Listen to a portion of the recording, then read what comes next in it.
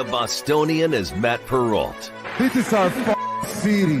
The book is Dave Sherapan. Pay him. Pay that man his money. Together, they are The Bostonian versus The Book. You covered! You covered! 12 covered! Follow the show on Twitter at Boston versus The Book. How do you like them apples? Bringing you the best insight on sports betting news, Matt and Dave's daily picks, and an entertaining and unfiltered dive into the sports betting industry. Here's Dave Sherapan and Matt Perrault. And here we go.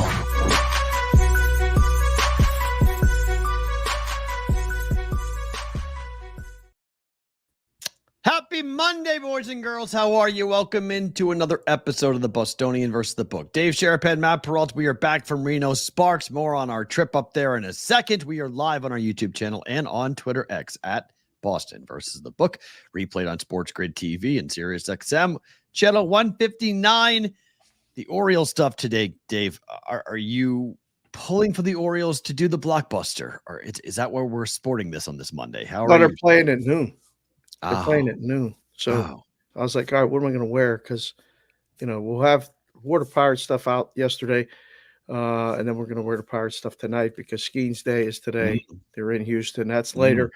Didn't want to rush it today. So we went with Orioles. I'm still watching baseball during the day, despite all these Olympics coverage and all these sports and things going on, not besmirching the Olympics at all. But in fact, we have Olympic style hats for BVB that we do. It's true. Like our guy Corbin did. That works. Yeah, it works. So, we have it, but I don't know. As a better, like someone who looks at the stuff every day, are you more interested to watch something that's only lasting a couple weeks and then is going to be gone again for 4 years?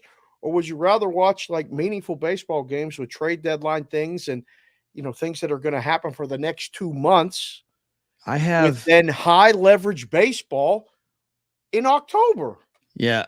Look, I love sports. I love competition. I love anyone versus anyone, right? Let's just go see who's better.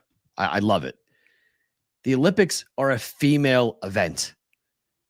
It's a female skew. The most passionate people you see decked out in the Go USA stuff are primarily women.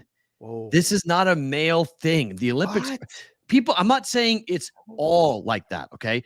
But this is something where women really get into this. They love this. They look at who's doing all of the shoulder programming. There's a reason why Alex Cooper, the host of Call Her Daddy, the most compensated podcaster for women, actually I think only Rogan makes more money on podcasting than Alex Cooper. She makes $20 million a year. I think Rogan makes 25. Alice Cooper, like Alex. Alex with an X, not Alice Cooper. I Alex Cooper. Alice Cooper's like, he's doing Olympic coverage? Okay. Alex Cooper is doing on Peacock. There's a reason for that, okay? She has one of the biggest podcasts for women, young women, in the game of broadcasting. There's a reason why she's doing a special. She's never done live programming in her life. She's never been live ever. She's always recorded, always edited. Now she's live on Peacock for the Olympics, doing a watch along, like a McAfee Monday Night Football or a Manning Monday Night Football watch along. For what sport? Okay. What? For all of them. For all the Olympic coverage. They're bouncing between all different Olympic coverages.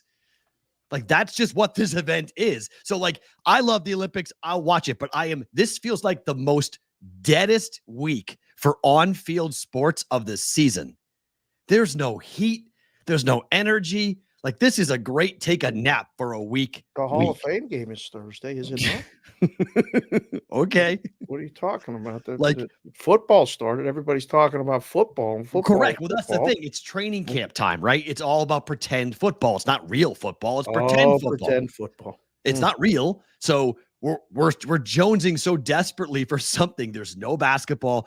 The Olympic men's and women's team, women play here in 10 minutes.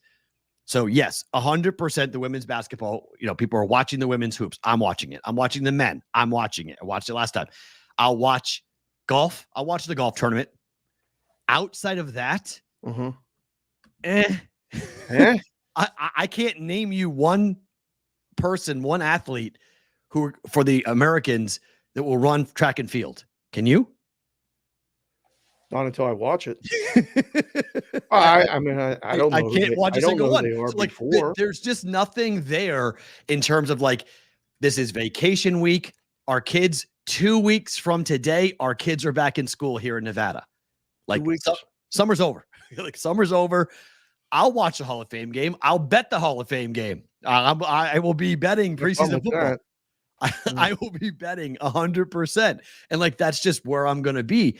I'll watch the events, but like, if you talk to people who are like, let's go Olympics, I can't tell you one guy, that one person in my friend group. There's not one person that I know that would set aside time of their day to be like, man, I got to be in front of the TV set. I got to watch that event. Canoeing, surfing, no interest. Like, it's just not there. It's just, rugby, soccer. Great. Watched a lot of rugby yesterday. You did? Oh, well, I was fencing. Fencing. Oh, yeah. The foil. Foil that's good. So like, this is just baseball. Phillies, Yankees. I'll give it to you, Jim. Yep, Phillies, Yankees. A good series starts tonight. I'll give it to you. Series, Monty. That can't carry the whole week. Like, I can't carry all sports. Is a 3-game set between the Yankees and the Phillies. But that's what it feels like. And the deadline's tomorrow. So, like, I get there's heat for baseball, but not real games. This is just, we've had big trades already today. We'll talk about them later in the show. That, like, there's a blockbuster potentially brewing out there for the Orioles. That's why I asked you. There's a lot of things going on. I mean, there's skateboarding, there's breakdancing, there's just like some ridiculous things. They can't even practice it for the triathlon because the river they were going to swim in has had so much sewage run off because of the rain. So it's got E. coli all in it. So they can't even practice. How do you handicap that? You can't handicap that. That's just no good. So, like, am I excited about the Olympics? Listen, there's nobody watching the show anyway. We continue to vote nobody watches the show. So give the kids a poll. Give the boys and girls that are watching the show. And if you are watching the show or listening to the show, hit the subscribe button, hit the like button. We appreciate it. It helps the show grow. And it lets people know that maybe someone is watching the show or listening to the show somewhere. Because apparently we keep getting these emails at thebvbshow.com, which we truly appreciate. 1, 2, when you come to town, we come down, say hello to you wherever you're at. If you want to sign up for the contest too, we do this proxy service thing where we're meeting a bunch of people. We got to meet Clarence in Virginia, which again is going to be one of my favorite things about today, recapping our trip to Reno. But ask the poll, are you watching the Olympics? No, I phrase it this way. Are you setting aside time to go watch the Olympics? Because if you're home on, for lunch and you're just flipping around, what do you want to watch? Like a Jerry Springer rerun or an Olympic event? You're going to watch the Olympics. I'm saying, are you actively setting aside time in your day to be like, I need to be home to watch that event? So I phrased it differently than, are you watching the Olympics? Are you setting aside time in your schedule to go watch the Olympics? Different question. Different question, counselor. Yeah, so, and the answer is no. No. The answer is absolutely no. I don't believe people are doing that at the moment. But a trade deadline is 30 hours away for MLB, 6 p.m. Eastern tomorrow. Yep. And I got a note here from MLB Network, which tremendous people there. They do a great job, and they keep me informed of certain things when I ask. Of the 30 teams, 22 enter Monday within 5 games of a playoff spot. Awesome. 5 games. It's great. We'll get to all that later. Yes. Thanks to Circuit Sports, by the way, for bringing us out to Reno Sparks on Friday. That was a lot of fun. If you missed any part of the show, you can watch it on replay, or you can go at Boston versus the Book. There's a bunch of clips from funnier moments that we had with Derek Stevens, Mike Palm, and the one and only Jeffrey Benson, who always delivers whenever Jeffrey Benson joins the show. Well, even Supervisor Brandon dropped a couple nuggets about the Colts and the different things, and unfortunately his thing froze because we had a power issue with the computer. So at the end of his interview, his freeze face is about 2 minutes. It's pretty good. I mean, he's a good-looking kid, so that was nice. I didn't know that. And and then the A. Oster, Aaron, was on with us as well. Dropped some Maryland football nuggets as well as some information about what you can get for contest weekend, which is going to be our next live shows, Thursday the 22nd, Friday the 23rd. I cannot wait for all the people that have said they're coming or are going to come and hang out. It's going to be awesome. Yeah. So we got that coming up, as Dave said, Thursday, Friday, next live show, August 22nd, 23rd, the Ultimate Football Contest weekend in Vegas, because they just had the Ultimate Football Contest weekend in Reno. Now we're in Reno Sparks. So now we're having it in Vegas on the 22nd and 23rd. Should be a lot of fun. Hopefully you guys are coming on out. If you are, definitely let us know, because we're going to have some activities planned for the brigade from all of us like we had last time. So looking forward to doing it. I haven't watched and don't plan to watch 1 minute of it, John Sarrett. See, it's just a lot of folks it's crickets when it comes to the Olympics. Yesterday was fun though, because you got me out of the house. I had already been at the pool for 3 hours. Yep. Madeline and I were running around. We'd gone to Costco. We went food shopping. We did all sorts of crazy things. And I get home and I'm finally sitting down. It's 4:00 and I'm like, okay, I'm just going to sit down. I'm watching. What was I watching? I forget. Olympics. Baseball or watching some. No, wasn't Red Sox, Yankees. Hadn't started yet, but Okay. I was getting ready to watch Red Sox Yankees. Okay. And then you send a text and says, on 30 minutes, I'm going to be at the Pinball Hall of Fame.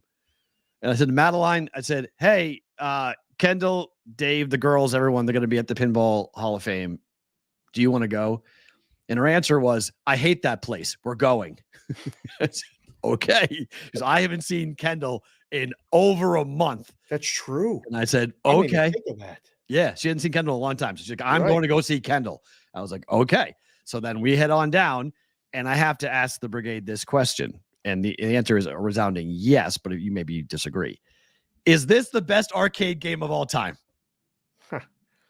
Because bubble hockey has to be. If it's not one, it's 2 or 3 on the list for the best arcade games of all time. Yeah, I Agreed? don't even know what to compare it to. Like, there's certain video games that have been great, stood the test of time, but become, movies. I mean, for goodness sakes, yes. But in an arcade, 2 people playing something head to head. Good number, Whitrock. You might have left a 0 off easily. Yes, Punch Drunk won. See, technically I won, but it's not fair because Dave scored a goal that didn't get counted. So it should. It was 2-2. It should have been a tie, but I was 2-1 technically by me, 2-1. See, And I scored. It was 1-1, and I scored that you goal. did to go up 2. I would have protected the lead. I had a whole strategy. As soon as I got a lead, I was Yes, going to use that one. it was USA defenseman. versus Russia. Yes, I was Russia. Dave, USA. We both had. It was the old time. You know how the game is too authentic and too old because each one of us had a player which did not properly spin. My right wing didn't spin, and his centerman didn't spin. My centerman, the stick was a little elevated, and I had to turn the thing and then get it down to try to.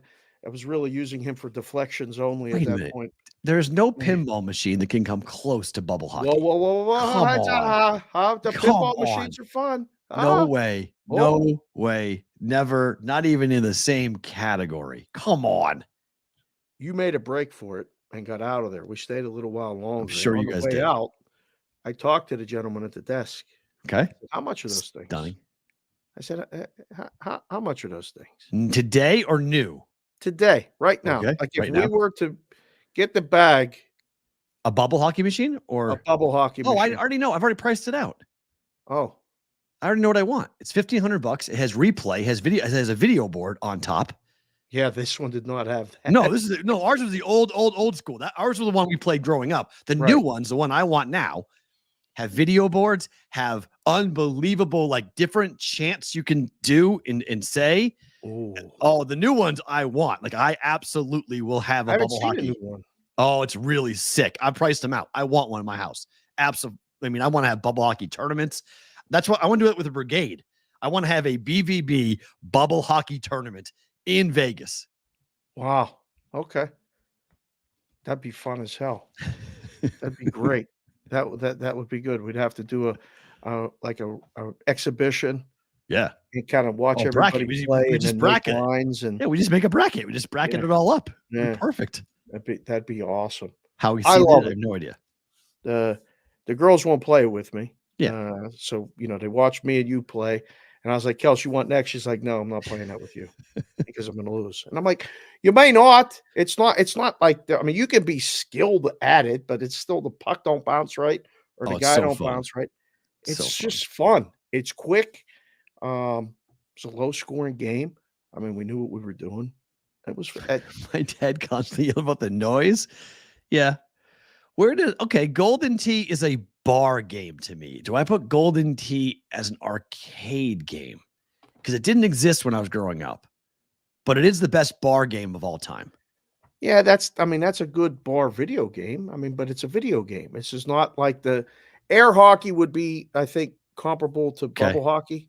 Man, did Kendall kick Madeline's ass in air hockey? Yeah, she ain't playing. she ain't playing. Yeah, she don't play. 7-1. It was open shut goodbye. Yeah, she don't play. She's competing every day. In this house and with everything they're doing with these older girls, like she's gonna be she's gonna have that edge. She don't like to lose at anything. So I don't know what else. Like I got on Punch Out. Deuce, where are you from? Big Buck Safari is a Midwest game. Whoa. You ever played Big Buck Safari? Is that a one-person shooter? Uh-huh. Where you go shoot deer. Big Buck is the bucks. You go out to shoot big deer. Yeah, Big Buck Hunter. You guys are Midwestern people. It's a big buck hunter's a big bar game. That's a big Midwestern bar game. There's always lines for that. Yeah, that's a fun game. I saw some video games yesterday that I hadn't seen in years. Right next to the Punch Out machine, which I got all the way to Pizza Pasta, and I couldn't remember how to break his clinch. And then when he went nuts, I couldn't get to Mr. Sandman because I didn't remember the patterns for everyone else, and it was knocking everybody out. Jimmy Lennon Jr. does the ring introductions for the original stand-up Punch Out. That's amazing. Came out in 1984. We had one in our basement, and it was that and RBI baseball. Literally. Great game. Spent hours, whole winters, didn't go outside much. Yeah. Just went to school, went to practice, and came home, played video games, stand-up video games. But Tapper was next to it, where you pour the drinks. What game are you the best at? I don't know. I got caught up in the pinball. We started playing the pinball machines with the girls. They were fascinated with the pinball. And they liked how it's analog. It's not digital. That's why. Well, there was some. Like the Scooby-Doo pinball machine had them fascinated, and then like the movie ones were interesting. But I went back to the old school Cyclone. Yeah, Galaga. I'm the best. I'm a sneaky mark on Galaga. Oh, I can play for a quarter. I can play for like 45 minutes. Long time. A single quarter. I can get deep into that game. It was so funny because the kids were like, wait a second. So you guys went to arcades and just played video games and you didn't win anything? I'm like, nope. Well, you won bragging rights. Oh, You yeah. used to go back and forth. Video game wise, NBA Jam was top 3 of all time for me. 4-person game. There it is. Thank you, Addison. I'm with you. The amount of time that we spent at college playing NBA Jam. There it is. WV Punch Drunk 1. NBA Jam is pretty good. Metal Slug? What is Metal Slug, Brandon? Cone? I don't even know what that is, Brandon. I don't know what that game is. Know. I see there was a place in North Reading, the town over from me, that was an arcade / go-kart place. Oh, yep. So we would get dropped Mass. off in Massachusetts, yeah. Okay. In North Reading, Mass. It was called Grand Prix. So we always would say, like, to our parents, we're like 14 years old, like, can we go to Grand Prix? And one parent would drop us off and one parent would pick us up. We get dropped off. And we pretty much would stay there for 4 hours. Like it was like a 1 o'clock drop off and a 5 o'clock pickup. Like we just stayed there. I played. I loved at the time FIFA soccer. I used to play it for hours. Rampage, great game. Rampage is a phenomenal game. Yep. Dig Dug, I'd play for hours, but I get bored by it after a while because it wasn't that. Even when I was growing up, that was pretty boring. Super Tecmo Bowl out of the arcade, though. Like Tecmo Bowl was what we played on NES. So that was your home. Like Ken Griffey Jr. baseball, Super Tecmo Bowl. Yeah. Did even RBI baseball at times. But these are games we played, GoldenEye. Like those are all games that we played on NES, not necessarily playing them in the arcade. Yeah. Arcade settings are different games for arcade settings than there were for games at home with your home system.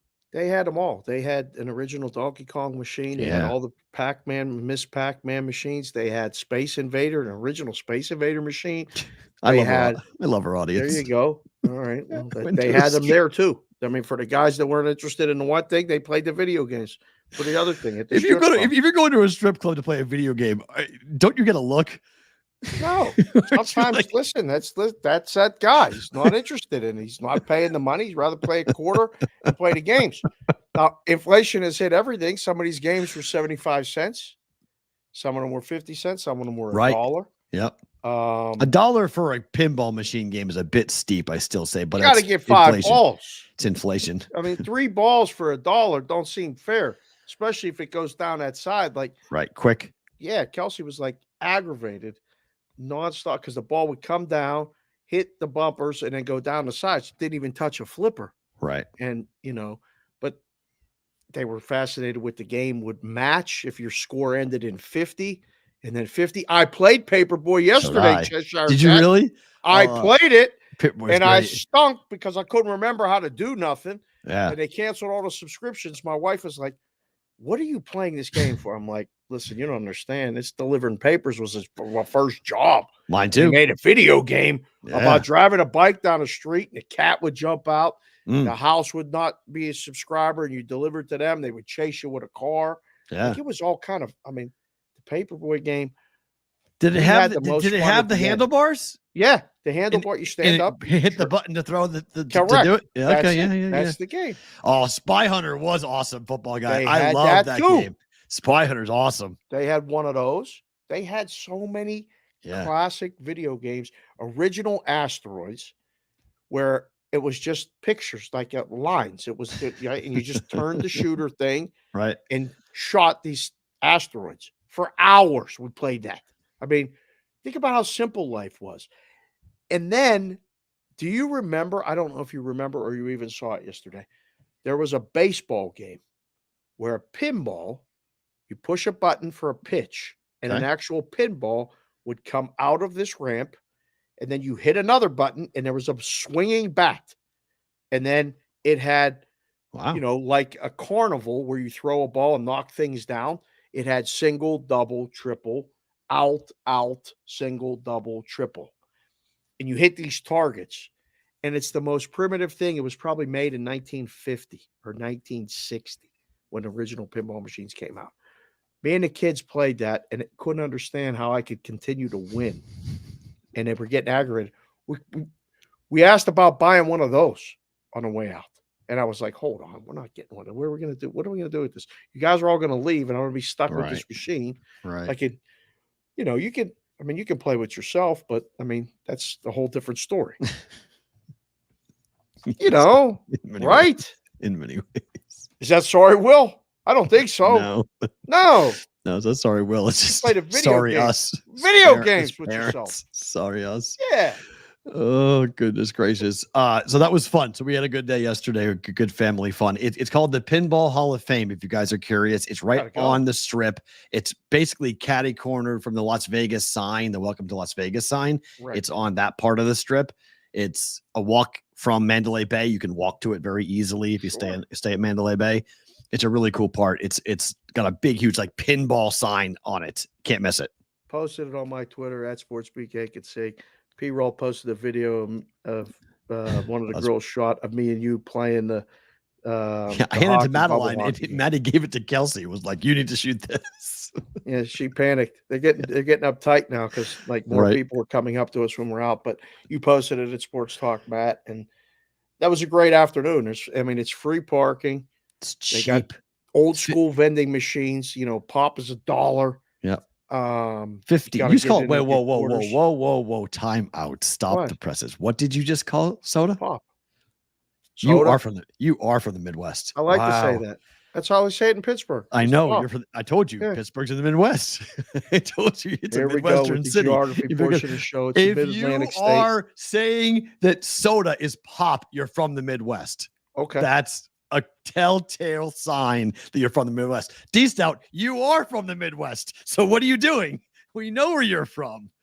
If it's pop, you're from the Midwest. If it's soda, you're from the East Coast. That's how you differentiate the two.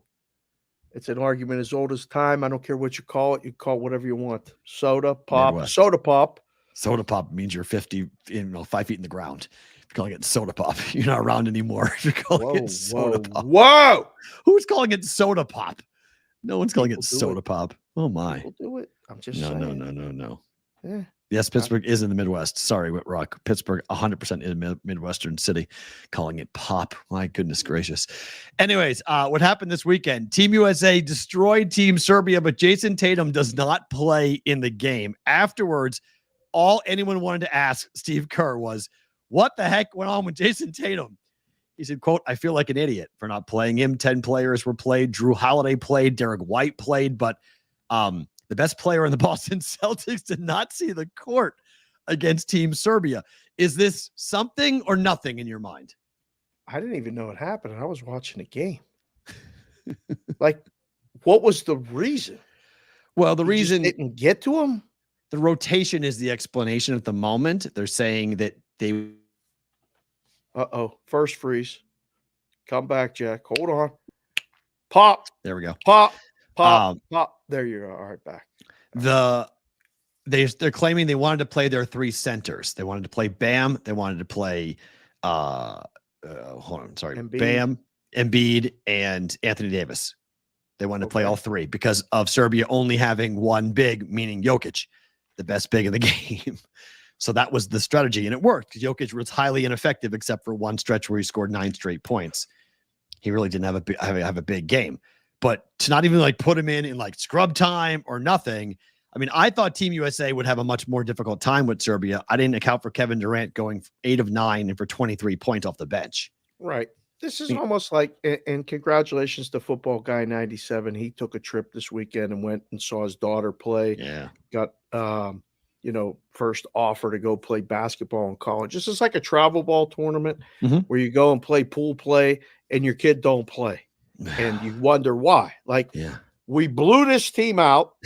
You couldn't find 6 minutes for my guy to get out there and get loose and just throw up a couple shots. Like, I'm reading the story, and then, you sent it on the rundown again, and I was like, did that really happen? Was that a move? Like, and the media's going, what was the purpose of that? Just because the Celtics and the Warriors have a rivalry. Right. Like, they don't like each other. The Warriors don't like the Celtics. Celtics don't like the Warriors. And like, Steve Kerr's the coach of the Warriors. And I mean, you're playing Steph Curry with foul trouble. You're playing Steph Curry.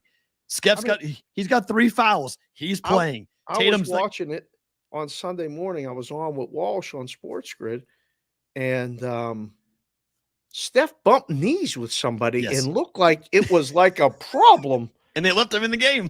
He didn't even take him out. Nope. And I was like, hold on here. Like, it was weird. What are we doing? And Tatum's going to play again. Like, this is probably Steph's last Olympics. Okay. Let the boys play. Everybody got to play. There ain't no reason for rotation. I'm good with it. As a Celtics fan, I think you leave. I want Jason on the bench the entire time. Like, how's Jason with it? He said he didn't care. He was like, but come on. What is he going to say? He's not going to badmouth the coach after game 1. Right. He can't be a squeaky wheel. That will be bad. That won't work. But you got to know, look at his face. Look at his body language. He wanted to be on the beach somewhere. He was like, what am I doing here? I'm just wasting my time. Like, I'm just sitting here. You're playing 10 guys. So now, because at the podium, he didn't say, I feel like an idiot. He said that to ESPN privately in a one-on-one interview. He goes, I feel like an idiot for not playing him. Like, somebody either told him you didn't say enough at the podium or what, but he was just like, I don't know, it was rotation. I didn't even realize it. I didn't realize I didn't play him. It was just a rotation. I just looked over at the screen. I'm watching. I got ESPN off on the distance over there. And that said, that's his second did not play of his career since he turned pro. The last time was 2017, 2018. There was a game he didn't play. I don't understand it, Football Guy 97. Congratulations to you and your daughter. Also, shout out to Sebastian, Mikey Awesome's son. Yeah. Had a big performance in the play over the weekend. I want to shout out the brigade members. I mean, you guys keep me aware of all these things. We had a crazy, crazy trip to Reno, and it was chaos. And then we came back, and there's other chaos. And then we had kids, and I'll get to all that in my favorite thing about this. Yeah. But I just wanted to shout all of them out. KD looked pretty good, P-Roll. Pretty good. He looked vintage Kevin Durant. Like, maybe he is walking back. Well, that's what he says he is, right? He says he wants to win one more championship before he's done. and he's tired of people like, besmirching his name, and he wants to go. Maybe he is locked back in. Maybe this is what he needed, was to get around LeBron and get around other players and see their greatness and go, I got stuff in the tank left, guys. I'm not done. Let's see what we can do. Listen, man, great players love playing with other great players. Fair. Because then they can just be great. Yep. They don't have to be great and carry everything and do this. You can't have an off night when you're playing with a great player or two and everybody else. Like when you put them all together, and the other thing is that there's no ego. Yeah, like right. KD is fine doing KD things, I think. Now, I don't know about everybody else. I mean, he didn't play till 2 minutes to go in the first quarter. Like, he was off the bench, legitimately bench guy, and he didn't miss until the fourth quarter. Like, he was just jacking shots, and he was hitting everything. I mean, even LeBron almost had a triple-double in that game. Yeah. So, like, if that's how Kerr wants to play it, I think most people will be okay with that, because Tatum will have his time when those guys are done. But the excuses and the reasons why, if he doesn't play against Sudan heavily, they play South Sudan on Wednesday. If Tatum doesn't play like a lot of minutes, like double-digit minutes, there will be something definitely being questioned about Team USA. So my gut tells me he will play quite a bit. Team USA is playing right now. They're laying 22.5 at close against Team Japan. How are we going to do updates during the show if we're not watching the Olympics? Well, I'm going to pay. I've got two. I've got two bets on this game, so I will be paying attention to this for anybody who is trailing this or fading this, either or. Am I given where I was in July? I have Asia Wilson over 20.5 points. She has 10 points in the first quarter. I have Chelsea Gray over 5.5 assists. She has 2 assists in the first quarter, but it's 19-15 Team USA with 2 to play in the first quarter. So let's see. 22.5 points is a big darn number, even in international play. So Japan supposedly is not awful. And so we'll see what's going to happen with this. One more Olympic story, then we'll go to baseball, because there's a lot to get to with baseball. And I don't even know how to even describe this, but have you ever heard of a slow pool? A pool that's not fast?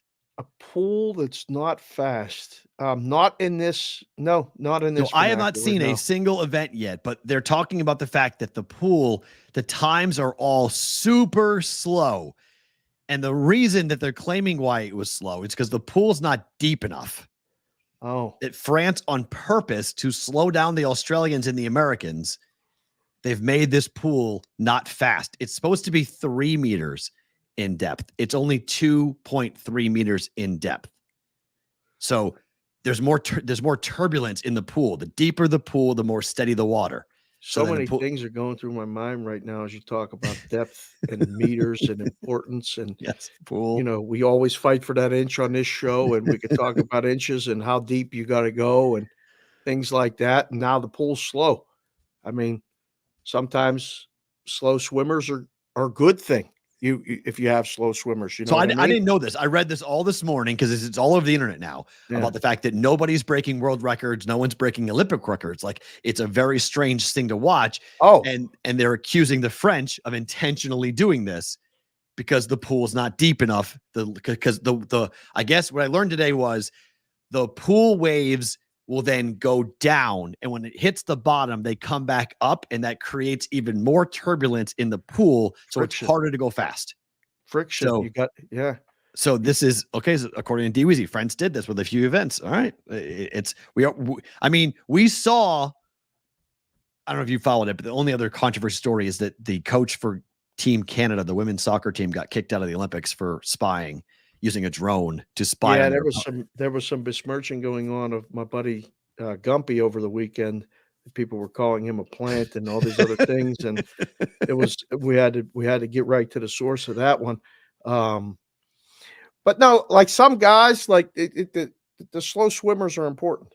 You know what I mean? For different reasons. And now this is like. Is this like growing the grass longer at a college football field to slow down? Yes. A fast that's swimmer, because the Olympics is USA versus Australia, right? That's the swimming fight. And so to get some swimmers some chances to kind of slow it down and make it a little more, competitive. That's the accusation coming to France from other countries saying that they have spiked the pool, if you will, to make it more difficult. Spike the pool. Oh, You know? that used to mean something different back in the day. So they've done something to make it more difficult. So I don't know. Anyone else have slow swimmers? There's a whole different connotation to that. That's what I'm saying. It's slow swimmers is a thing. It's a thing. Some guys Just have slow swimmers. Just saying it could. There's waves, and the waves are important. Again, the depth. I don't know how far. How deep is 2.3 meters feet wise? I have no idea. Oh, goodness gracious. How many meters? What's the conversion? I think it's 3.3. Like a meter is 3.3 something. 1 foot is 0.3 meters. Oh, okay. So it's 3.2. They're swimming in a pool that's only 3.2 feet No, deep. they're 2.3 meters. It's supposed to be 3 meters deep. It's supposed to be 10 feet, and it's not. It's shorter than that. It's not a 10-foot pool. Pool, no. So it's it's 7 feet, not 10. That's shallow. Yes, and that's why people are mad. They're saying the pool is too shallow. It's not deep enough. It should be a deeper pool. Yeah, then the water stays more. Pools are deeper. It's supposed to stay, flat so it can jump on the top. Right. It's all choppy. They pulled a move. That sounds like they pulled a move. They pulled a move. People are mad on that. All right, to baseball. The Yankees took 2 of 3 from the Red Sox, but drama is really brewing here. Cortez might get traded. Anybody want Nestor Cortez? Somebody probably does. Because they went out and got Chad Grissom from the Marlins, and not everyone is exactly happy about this happening here with the Yankees. Torres was like, "Yeah, I'm not moving," because they asked him, "Hey, you want to play third?" Gleyber Torres was like, "Yeah, I'm not moving. Sorry, not happening." It's a weird part of the year where you got a guy who you got at a spot for this whole time, and then you just go and trade somebody and say, "Oh, by the way, he's going to play your spot a lot. We're going to move you." Well, hold on. I've been playing. What? Don't matter. It's very awkward. There was rumors when we went to Reno Thursday night. Friday morning, we flew up. I was getting texts, people in Pittsburgh. They're like, "Hey, they might trade for Chisholm." I'm like, "This is great. Put him at the top of that lineup. Change the whole dynamic, I think, of the whole thing." Nah, to the Yankees. So they got him. It's only going to help them. They need to figure out ways to manufacture runs. Stanton's coming back tonight. This will be an interesting look for the Yankees. It's a good trade for them, isn't it? I think so. Yeah. I mean, it's the sell-off is started for teams like the Marlins. The Cardinals went and got Fetty. Have you seen this trade yet? I hadn't see what the White Sox got back. This is a massive. Oh, look haul. at this. So look what you did here. This is great. So okay. Kopech and Edman go to the Dodgers. Tommy Pham. Damn, Pham went to the Cardinals too? Yeah. And the White Sox him coming to play the outfield in Pittsburgh. And the White Sox got a bunch of minor league prospects to come in here for 2 players. Tommy Pham had to go. He was talking too much crap. He was a cancer in that clubhouse. He had to go. So that was good. But Eric Fetty getting traded is okay. Is this the beginning of the massive sell-off in your mind for the White Sox? Damn it. The Cardinals always make moves, even when they're like maybes. Fetty's a phenomenal pickup. Man. That's a phenomenal pickup for the Cardinals. Yeah, it is. Oh, that doesn't help the NL Central dream. Not surprised. Like we've been talking about this. The White Sox have to do something to take advantage of whatever they have that anybody wants. So, I mean, I guess that looks like a good haul. The Dodgers ended up with what? Like, how did Dodgers get involved? Why are the Dodgers and the Yankees always involved in everything? Because they had to. They're the ones who gave up a bunch of those prospects. They needed the third team involved. Okay. They get Kopech. I mean, Kopech's a flamethrower. I mean, you got a guy who just comes in and throws gas. That'll big. Help the bullpen. They got to fix their pitching. And they liked Tommy Edman, I guess, for a while. They had their eyes on him for a while, according to Dodger beat writers. That this is a kid that they've wanted to. He's a utility guy he's kind of like a Kike Hernandez type who can play a bunch of different spots for them, just like Dave Roberts likes. So that's why they wanted him. Wow. So they got him involved. Our teams have made a move today. Our teams together have traded for whoops, sorry, hold on. Where's that trade? There's that trade. Red Sox and the Pirates are finalizing a deal that will send Quinn Priester to Boston, and Nick York goes to Pittsburgh. I can tell you right now, Red Sox fans are not happy about this at all. Priester has an ERA of 6.46 career. Prone to giving up a lot of runs in a short amount of time. I remember when he was a highly regarded number one draft first round pick. Yep. Now you guys got a first round pick back from us too. Red Sox gave you a former first round pick in a very similar situation that the kid just never really panned out. But people in Boston are not happy about this at all. They are not happy. This can't be like the only move. For who, the Red Sox? Yeah. They got Paxton. Now they've got this Priester guy. So they've got two pitching arms. So they're shopping at the discount store. Nothing wrong with shopping at the discount store. But when you go to put the discount store product in, sometimes you get discount store results. Right. Enjoy Quinn Priester. That's in Boston. Like I will not be getting a jersey. It's a lottery ticket for a lottery ticket. Good call, Linus. It is. It's just which guy bounces back. But Boston fans feel like the Nick York kid had a higher upside than a 23-year-old former number one pick who's been torched in the big leagues. Well, it's when you struggle in the minors and then in Pittsburgh, going to Fenway is not going to really help matters much. Like you really got to see something or believe something pretty good to take a guy who's really hasn't had much success at the big league level and say, come to Boston, we'll fix it. It's tough. From a book perspective, deadline tomorrow, 6 p.m. Eastern. How much line movement, how much adjustments made after the deadline for the books? Just broadly. I know each deal is dependent upon what happens, but overall. So like the speculation stuff, really, it's so nothing. Until somebody actually bets something, you're not really moving much at all because you don't know how it's going to work for that particular team. You may make a move. If somebody makes a move and gets, I don't know, if the Dodgers get Blake Snell and that locks them up pretty much for the division, you may take the odds off. I mean, San Diego's playing good as anybody right now. And I got, a couple guys. South Dakota Mike sent me a text. It's time to get the Padres future, sir, because they're going to be live. I'm like, really? I don't know. Hold on. They're playing really well. Mm-hmm. If they get somebody like that, Blake Snell, the Mets get Blake Snell, somebody that's going to come in, give them 8 to 10 starts, however it works out the rest of the way, and win 6 or 7 of them, or at least give them a shot, then you have to adjust a little bit. Okay. But like 2 guys pitching today, Jack Flaherty for the Tigers, facing the Guardians, right? Scratched. He's not pitching. Scratched. Yeah, they scratched him. So he's getting traded. Yeah. That's what that means. Because I thought it is Tyone pitching for the Cubs in Cincy. As of right now, he is, yes. Okay, because those are the 2 guys that I looked at and I was like, all right, this is an audition. Yep.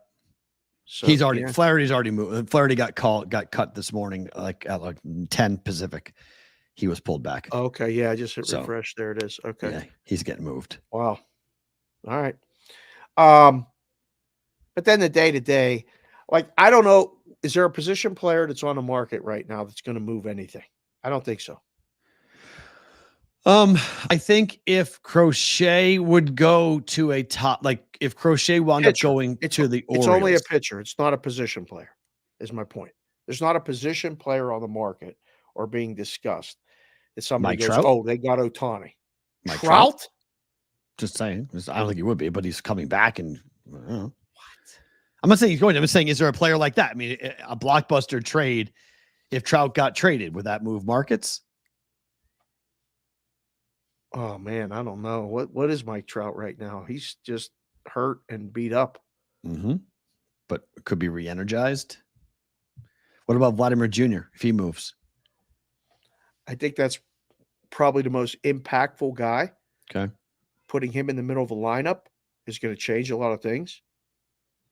Wow. I don't know, Brandon. That would be, tremendous. I love trade deadline day in baseball the most. Oh, it's fun. It always has been, and it's always been fun. By the way, Chelsea Gray's got 6 assists in the first half. She cast her over. She hit her over 5.5 in the first half. That's good. That's an easy bet. Always fun when you hit those bets in the first half. You don't have to worry about. I need 11 more points out of Asia Wilson. So we got that in the first half. Did I see this right? Vlad to the Pirates is a rumor. I think everyone right now. The Pirates are kicking the tires on a lot of teams. I think a lot of guys are there after. E is in the chat. Volbeck's. You see him. He said it already happened. Randy Rosarina. I think there's going to be another one. That's not. He's good, but he's not a big bat that's going to move people and go, oh my gosh, I want to bet on that team. It's not really how it is. So we'll watch anything passes. By the way, it's 34-27. Team USA 22.5 point favorites. 4:40 to play in the second quarter. In the first half, Team USA is only up by 7. So see what happens in that game for Team USA. Heavy favorites to win gold. To see on that, but we got Chelsea Gray over 5.5 assists, and now we need Asia Wilson to start scoring 11 more points to get to 21 points on the night. She had 10 in the first quarter. Somebody's watching it because you're giving updates, but so far in our poll, if you haven't voted in the poll, go open that up at the top of the chat. If you're here, no. Are you setting aside time to watch the Olympics? No is up 63% so far to 37%. Good participation, boys and girls. Thank you for voting in the polls. Thanks to our friends at Circa Sports. For Friday, it's time for the Circa Sports Pro Football Team of the Day. Guys, when August gets here, it is really officially Circa Sports Circa Million time. And if you guys haven't heard yet as to what's going on with them, it's 16 million in guaranteed prizes, 6 for the million, 10 for Survivor. According to Mike Palm, who joined us on the show on Friday, he believes that 12,000 entries could be possible for Circa Survivor. That would make it a $12 million pool for Survivor, which would be incredible. Do we get to 6,000 for Circa Million? We'll have to wait and see how it all plays out, but that's 5 games against the spread for million, 1 winner per week for Survivor. For more information, you go to circasports.com, and don't forget about the room contest offers. If you're coming in, if you're going to get even 1 entry, they'll give you a 25% discount at Circa, the D, or the Golden Gate, all the way up to a 3-night stay at Circa complimentary if you come in and do 5 in the Circa Millions and 10 in Circa Survivor. If you want more information, email info@circasports.com. Dave, the team of the day. Sounds like a deep pool when you said 12. It is. That's a very deep pool. That's a deep 12,000 entries is a very deep pool. Definitely not 7 feet-ish. No, that's deep here. Our team is the Atlanta Falcons. Win total 9.5. Yeah. Over 148 minus. Will Kirk Cousins play every game this year? What do you think? I don't think so. Michael Penix will play a game this year. They took a kid in the first round. That doesn't mean anything. Does to me. They didn't draft him to play. They drafted him in case and for the future, as well as if they took him 9th. Gets hurt. 9th, top 10 pick. Quarterback, top 10 pick. I don't think Kirk's going to play every game this season, but I would almost bet that with every quarterback in the league. Ooh. How many quarterbacks play every game for what the season? What a fascinating bet number we should ask Benson and see if he can put that up. Right? What a big, interesting number. How many quarterbacks start all 17 games? Yeah, it's a small number. You have 32 teams. Probably as deep as a French pool in the Olympics. You think 7? That seems high. Well, I think it's less. Yeah. I don't know what you'd make the number. I'm going to go through it. We'll see what we can come up with, but that is true. AWN Cousins' Achilles injury was the first time he ever missed a start in the NFL. Yeah, there's guys there's 3 or 4 that are just bam. But wow, Alex Smith Mahomes situation. Could be Kirk Cousins possibly. Wow. I don't know if Cousins wants to do the Alex Smith though. And I'm sorry, Michael Penix is not going to be Patrick Mahomes. Injury prone. Again, I'm still stunned they took him. I'm still absolutely perplexed that they took him. Do you put any stock into this, however? This comes from our friend, Ben Fox. Worst teams in the NFL against the spread last 5 years. The Falcons are right there. Bears, Jets, Panthers, you understand. Those three teams have sucked. But the Falcons and the Eagles because they don't cover big numbers. But the Falcons being in there was somewhat surprising to me. Not to me. The Falcons have been in a lot of teams, a lot of guys, bugaboos for years. One particular guy we had last year in a contest was the effing Falcons. But I mean, I'm dating back to, cash considerations days when I was in the book and Alan was in the book and Mo was in the book. And we used to joke that making the Falcons numbers is one of the hardest to make every year because they're always supposed to be better. They always had this thing. And then the year they went to the Super Bowl, they were validated. All the people that liked the Falcons. And what happened? We don't have to talk about that here on the show. We don't have to talk. Oh, sure we are. 28-3. Of course, we're going to talk about 28-3. Damn it. Boston versus the book. That's right. We talk about that stuff on the show. Yeah, they did what they do, and they didn't win despite leading the Super Bowl 28-3. How did they lose that game? I don't know. What a fun Super Bowl. Have fun with Arthur in Pittsburgh. That was not a fun Super Bowl for a lot of people, Benny. It was fun for a lot of other people. Yeah. Of all the games that I'm going to remember for Tom Brady's career, for all the moments, for all of the nothing crystallized Patriot fandom before Tom Brady and after Tom Brady than that game. Because every kid my age, we're well aware when the Patriots went to the Super Bowl, they got trounced in the first quarter, in the first half, and the game was over. We saw it with the Packers and the coach, I want to be, if you're going to ask me to shop, make the dish, I got to shop from the groceries. And wants to be going to the Jets and Bill Parcells, the game of day before, that whole drama. Yep. The Patriots go and take on the Bears. They win the first NFL team to win 3 games on the road. They beat Dan Marino in Miami to make the Super Bowl. They walk in and the Bears literally Hulk smashed them. Destroyed them. Destroyed them. That was a fun Super Bowl. Super Bowl shuffle. Destroyed. Oh, it was so much fun. Oh. And so we end up going into that game and it's 28-3. And you're like, how does this happen? Yeah. And then the Edelman catch and you went, oh my gosh, this is possible. And they come all the way back and they win in overtime. Yes, Chef Benny, the Edelman catch will be forever remembered. It will always be that moment where you go, they're going to do this. The Falcons running the ball.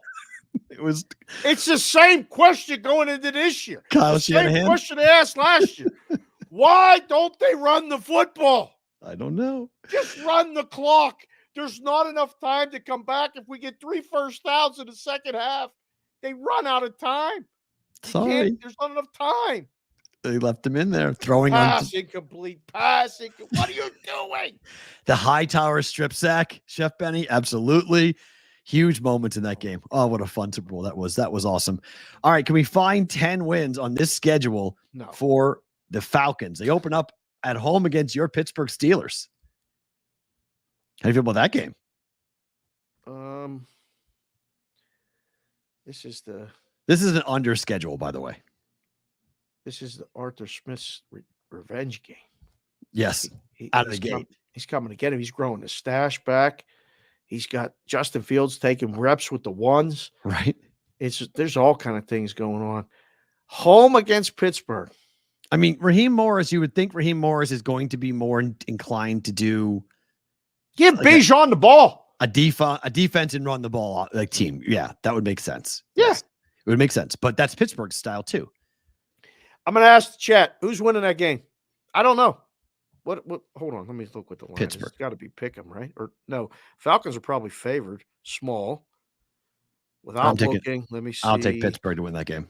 I'm going to say Atlanta is what? 2? Yeah, 2.5. I still got it. Pittsburgh, money line. What's the total? Oh, yeah, no totals yet. But I mean, that's not under that looks like 38 total? No. Too low. First week can't be that low. I don't think. 40? Yeah, probably 41. 41. Without looking. I don't Okay. know. It's up. The totals and stuff are up. We can find that out. NFL week 1 is up. Gotta scroll for it. Put it in the chat, boys. Let me see. I'll tell you right now. Yeah. Let's see. Pittsburgh, it is 42.5. Yeah. Oh, under. All right. Under in that game. Week 2 at Philly. Come on, bro. Monday night loss. Oh, right. Home for Kansas City. Oh my, this is not a good starting Told schedule. you. Hello. Okay, 1-2 start. 0-3 start. All right. New Orleans, Tampa, back-to-back home divisional games, rivalry games, tough games. Split. Oh, that one's on Thursday. They'll probably win that game against It's at home. Tampa. I think they lose. They could lose to New Orleans, be 0-4, and then beat Tampa. Right. On the road at Carolina. Gotta win. They better win that game. Gotta win that game. Home for Seattle. We'll say they win that game. 3 at Seattle. At Tampa. No, lose. Ooh, I think they win that game. No, sorry, no. Did they beat Tampa at home? They lose that game. Yeah, it's lost. Correct. Home for Dallas. They'll win that game. Oh, really? Silly. That'll be a takedown of Survivor people. That'll be one of those ones. Hold on, let me see what that line is. Dallas has got to be favored. Yeah, Dallas -1. Okay. At New Orleans. How are they favored in that game? At New Orleans? They're like the opening number was 1.5. Wow. Atlanta favored. And then at Denver. So to win that game, they're 3 lose. Lose one of those 2. I have them with 2 wins. 5. I think you can have 5 at this point. I like good bye week 12. I have like 3 and 8 is very possible for Atlanta. Wow, you're really down on them. I just don't think. I mean, Kirk Cousins is decent, but like that schedule is brutal. That is a really hard. I mean, schedule. They played Tampa twice and they play the Saints twice. I like Tampa. Those are rivalry games, divisional. Oh games. yeah, no. I know. Split those things. They got to go to Denver too. I mean, yeah, right. To Denver. Denver stinks, but they go to Denver. I mean, 11 games in. I don't know. If you don't like 0-4, who are they beating? Philly, Pittsburgh, Kansas City. Who are they beating? Like, this is a problem. Yeah, they could beat the Steelers, and then what was the 4th game? They could win that game. I don't think that's. I'd be surprised if they beat Philly at Philly or Kansas City. Right out of the gate, that would be somewhat surprising. The 4th game is against New Orleans at home. They could win that game. I mean, they could beat Pittsburgh and beat the Saints and beat 2-2. I have them 1-3. I favored in every game after the bye. The Chargers at home, at the Vikings, at the Raiders, home for the Giants, at Washington, and home for Carolina. Favored. I'll give you the lines. 2.5 versus the Chargers. They're -1 at Minnesota, -1 at Vegas, -5 against the Giants at home, -2.5 at Washington, and -5.5 against Carolina. There's 5 wins right there out of those 6 games. If they win 5, that gets us 10. Wow. Under. What do you think they go in the division? 3-3 or 4-2? 500, 3-3. Oh, they could go. I mean, what if they sweep Carolina? Yeah. And split the rest, 4-2? It's possible. Okay, so that gets them 4-2. Go through the home games. Pittsburgh, Kansas City,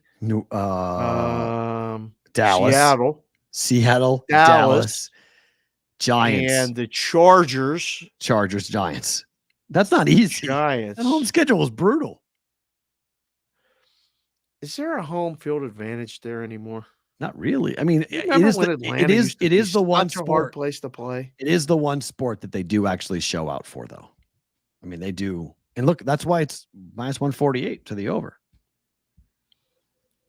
Every year, people bet the Falcons over. They did it last year. They did it the year before. It's one of those ones that you get the content space all excited about. Everybody loves this. Herbert and Harbaugh. Chargers are the team. Raj. Everyone's loving them. Type it in the chat, boys and girls. How many wins did the Atlanta Falcons get? Put your number in there. Why are the Saints better? I'm not saying that they are. It's a massive rivalry. It's like when the Jets and the Patriots play. It's not throw the records out, but these teams hate each other. So it's their biggest game of the year, always. Falcons, Saints is the game of the year, always. So one of the first things that I remember watching from like the Feist show days and stuff, the handicapper shows. Yep. In one of the magazines that I got this dates back a long time. I was in high school in the 80s. The road team in this series between the Falcons and the Saints wins the game, covers the spread. Okay, fair. It's tough to sweep that back and forth with the Saints. Saints defense is going to be better than the Falcons defense. Well, Raheem Morris got brought in to fix that, though. I mean, that's why you hired Raheem Morris to fix your offense. I know, but that don't just fix, does it? Yeah, coaches can make a big adjustment with style and strategies and formations and whatnot. So maybe reads and whatnot. Good point by Jimmy Jack. If Kirk plays all 17, they'll win at least 9. He says they'll win 9, not at least 9. He said 9. Well, but so 9, I think, or more.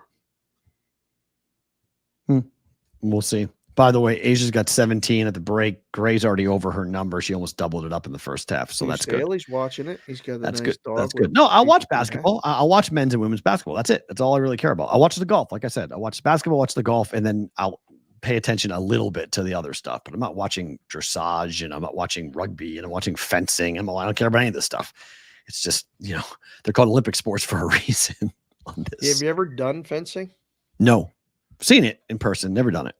Penn State had a fencing team, and I've told you I was on a mission to see every sport that Penn State offered while I was there. Okay.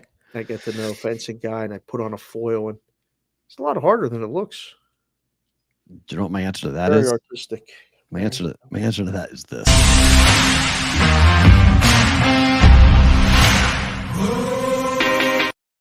We had some fun on Friday with the Brigade Proxy Service. That was a lot of fun for us to head on up to Sparks, Nevada, Reno Sparks. We met our guy Clarence and his wonderful wife and had an awesome story time with them. Man, it was great. That's why I'm wearing this hat. This was one of his gifts to us, the Ileana Casino up by him in Oregon.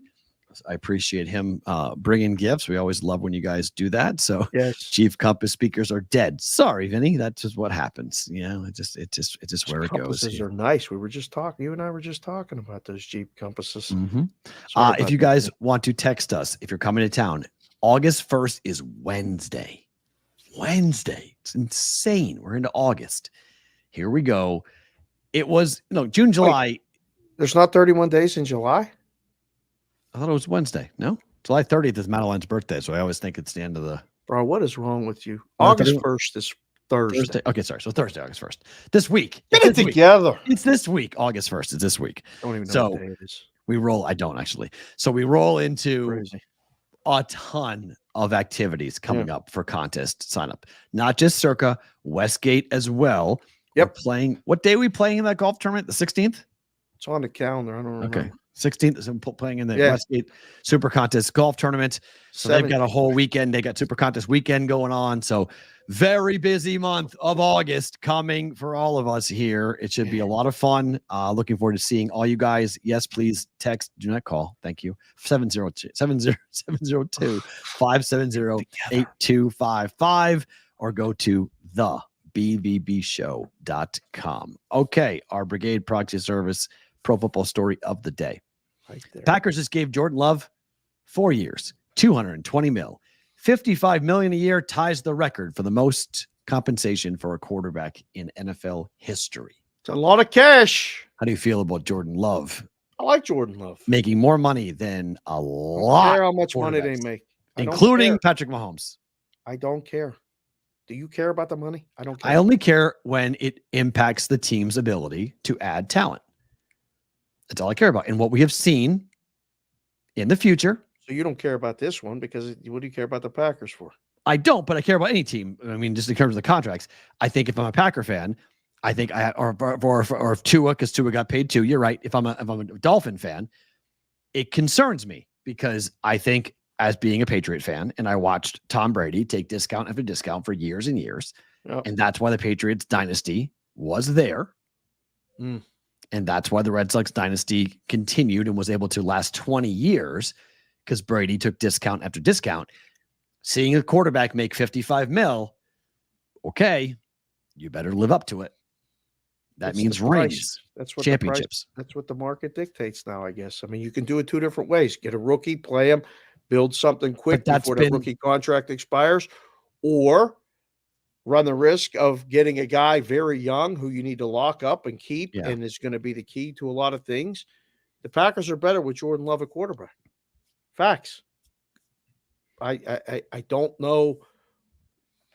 They're a legitimate shot to win that division. Yep. And with the right path, home games, whatever, maybe. Can they get to the Super Bowl? Absolutely. Absolutely they can in the NFC. I think if things break right or break wrong for other teams, Packers are right there. I mean, we didn't get to them yet because they're one of the top teams. You know, we did number 20 for the countdown, but there's a lot of people that like the Packers, P-Roll, because of Jordan Love. I get it. MVP. Everyone thinks this is going to be his MVP breakout season. Oh, so here we go. So they've locked him up. I mean, it's a lot of money. Like I mentioned on Friday, Tua signed a contract that's paying him $53.1 million a year. Dan Marino, in his career with the Dolphins, made $51 million. Tua's making that more per year. Nothing makes sense. I mean, we were at the arcade yesterday, and I was like, the games used to cost a quarter. And they're like, Daddy, you sound old. And I'm like, well, they did. I remember when they did, you know, and a can of pop used to cost a quarter. Did it again for you, in case you missed it earlier. Soda, pop, big discussion here on BVB. Things are more expensive now. Everything's more. Quarterbacks are more expensive. Yeah. Yep. $55 million per. What would you pay Dak Prescott?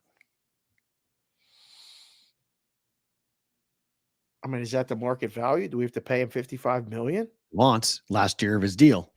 I wouldn't pay him. No way in hell am I paying him $55 million a year. Well, no. Who are we going to get to replace him? I'm the Don't you feel like Dallas's window is like? I don't feel like shut. I mean, unlike the meat curtains, I don't feel like closed. it's opening. I feel like it's closing. I think it's closed. With a D, done, Closed. past tense? Closed. I don't, when I'm breaking down, you know, when I'm sitting down like yesterday at the pool, right, in Madeline swimming, and I'm going through and thinking about what teams am I going to look to really hammer, talk about, break down, analyze, look at, Cowboys ain't one of them to win it all.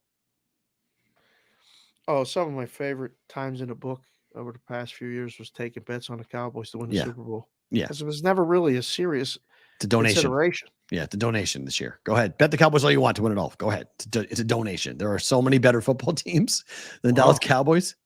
Really? Yeah. To me, at least. Do you think they make the playoffs in the NFC? I mean, maybe, but like, they're not the best team in their own division. Okay. Some would argue that you're wrong about that. Don't think that they are. I don't think they're winning the division. Okay. I think Dak Prescott has been overrated for a while. I think that they've got big questions. Well, I mean, we'll hold off. I'll hold off to their schedule. Once you see their schedule, want to see what they have and who they are. I think their head coach is a dead man walking. Santana just came in a chat and said the Cowboys are the Mets of the NFL. Love it. That's besmirching the Mets. What are you doing? Santana. I love it. No, or how about that? They're becoming the NFL, the USC Cowboys of the NFL. Becoming the USC of the NFL, popular but not relevant. I mean, they branded them America's team back in the 70s when the Steelers were winning all the Patriots are more America's team than the Cowboys are. Here now. we go. They are. Stop. And we fit better. We actually have the name and the colors. They're red, white, and blue. That's the only colors. They're not America's team, and they're they not. Should be. They should be. Who? I mean, other than diehard Cowboy fan, who likes the Cowboys? No one goes like, oh, I don't mind the Cowboys. Like, you have a very strong opinion about the Dallas Cowboys. Oh, they're a love-hate relationship. And most hate. Amen. Amen, Chef Benny. We are all patriots. Amen. Speaking of Chef Benny, stick around. I got to mention Chef Benny. I think he's the result of we have some big unveiling coming up in about 20 minutes. Okay. Two stories for the Brigade Proxy Pro Football Story of the Day. The other one is buried in the conversation going on in court right now with the NFL and DirecTV and the class action lawsuit was the fact that the NFL is now going to be asking NFL coaches, head coaches, to be doing in-game interviews, not after half, not pre-game, in-game interviews. Does anybody want to hear from the head coaches during the game like the XFL or the USFL? You're the broadcast guy. Absolutely Why are they doing not. this? Because they think the kids like it. The kids like it? Yeah, this is for young people. This is because the kids want to hear from the coaches. Yeah. This is not for you and me. This is for the 25-year-old. You know what I like? When they mic the players. I'd rather they mic the players. But they do that after the game's over, though. They don't do it during the game. You want to hear it during the game? During the game. Yeah, but they play it at halftime or they play it in the post game. They don't play it during the game. They want to keep interaction and engagement during the game high. If I'm coaching, the last thing I want to do when I'm trying to figure out what adjustments to make, what series I got to call, this and that. Hold on. But they're trying. How do you feel about your offensive performance in the first half? But they're trying to create viral Instagram and Twitter moments. That's why they're doing this. They're doing this for the kids because let's say you've got some coach who's like, I don't know, my defense right now just can't do anything right. And then the next play, it's a 50-yard touchdown bomb, right? That gets juxtaposed. It's like, oh man, the coach knew, and it goes on Twitter. It gets picked up by BR Betting and everybody else, and it goes everywhere. And then it goes to Instagram, and the same thing happens. That's why they're trying to do it. It's about the socials. It's about the clip, not about the actual broadcast or the game. It's about the clip. Sounds like a higher up likes this idea. Or a social media manager likes this. Yes. Somebody who's telling the league, hey, look, we should do this because we need to go more viral. We need to have more interaction. It's more free publicity. Don't ask the people who actually still watch the game. Correct. It's not about us. The kids who don't, it's about getting the kids' attention that don't watch the game, that only watch the game on their phone in 15-second clips. That's what the in-game interview is all about. I don't know. We got some people in here hanging out. Ask them if they want this. They don't. There's no way they want this. I don't know. We might have some people in here watching the game, watching the show, or talking about this that said this is a good idea. Is this good? No. Like I know what I'm voting. Yeah. You want to see in-game interviews with coaches? Yes or no? Give them a poll. Okay. I hope we get no overwhelming. But yeah. It doesn't matter. I would love to hear the arguments. If you have an argument for why you want to hear this, put it in the chat. Like I have no problem at halftime. I like the halftime interview. I like coming out of halftime interview. It's three questions, and it's usually, and even in all honesty, though, coach speak crap. They are stupid. They are dumb. I just like to hear from the coach because I like to hear his tone of voice. That's about it. Like how pissed off is he? Oh, you like it for the tone. Yeah, I don't like it for what he says. I could care less. I just want to know how mad's the coach. Like I like it when a coach is getting blown out. Yes, no, yes. Bye. Like, he's furious. He's doing it because he's angry and he's mad at the team. And now he's being asked questions by a reporter that they have no interest in answering the question. Like, I like that for that type. I don't learn anything. Like, no coach is going to be like, hey, by the way, we're going to roll cover 2 on now. Instead of go cover 0, we're now going to roll cover 2 on that play. Like, it's not what's going to happen. Coaches don't do that. But I do like to see the interaction just because of the way the coach is or reacting to how the game is going. For me, that's my entertainment. I don't learn anything. It's just my own entertainment. Not even watching. No, I never really. I don't know. I don't see it. I don't know. Like, so, yeah. I think there's just so much more going on. That why are we getting that? Like, I feel like we're in the huddle enough. I feel like we're in, like, this is almost too much. Fair. I agree. It's dumb, but it looks like it's going to happen this coming season. We're going to get it, unfortunately. Our friend Chris Grove, who was on this show, works with a law firm, Ayers and Krychek, right? Ayers and Krychek. Works for a law firm. Yep. And the law firm has come up with a graph. When we tell you guys that betting parlays are a bad idea, we're not kidding. Check out this graphic. Here are your online sports books hold percentage over the last year. Guess what FanDuel pushes heavily? There goes the FanDuel sponsorship. No, just a fact. Yeah, just a fact. And if they were going to parlays. sponsor the show, we would tell them we're not doing same game parlays Well, we've already done that. because we don't do same game parlays We've already and we done don't that. push parlays. 12.3% hold. Yeah. That is the U.S. betting market, boys and girls. Yep. Parlay no one them. else at 10%. DraftKings at 8.06%. BetMGM close there at 7.95%. Then the next biggest one. Well, ESPN bet it's out of order because he had to correct it because he was doing Right. He initially put this in order and it had a couple numbers were wrong, so he had to he recalibrated it. So Right. ESPN bet technically is second with hold percentage at 8.5 because they don't really take straight bets. Yeah, not too often. So yeah, and then Caesars 5.55. Bet Rivers holding tight at 3.88%. All other brands combined at about 8.85%. Business is hard. This business is really hard. That's what that tells me. And I've told people this since I got into it 27 years ago. I saw it and went, wow, how are we going to make it?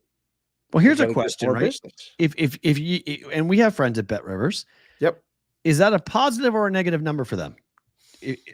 Are they mad at that number, or do they like the that number? Is the number? You can't.